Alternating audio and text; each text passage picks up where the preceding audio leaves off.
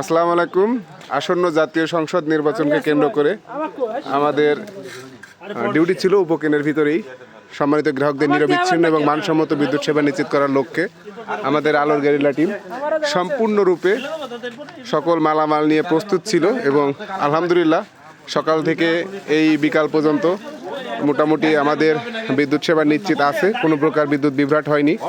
তো আমাদের সবাই সম্মিলিতভাবে আসি, পাশাপাশি কিছু হালকা পাতলা নাস্তা বা বিনোদন প্রক্রিয়া চলতেছে।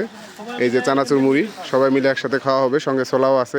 আর এটার সার্বিক তত্ত্বাবধান এবং ডোনার হচ্ছে আমাদের যে পলাশ দা, আমাদের AGM sir, junior engineer sir আছে, এই যে ইসি স্যারও বসে আছে, মোটামুটি সবাই আছে। আলহামদুলিল্লাহ সুন্দরভাবে বন্টন হবে এখন খাবার।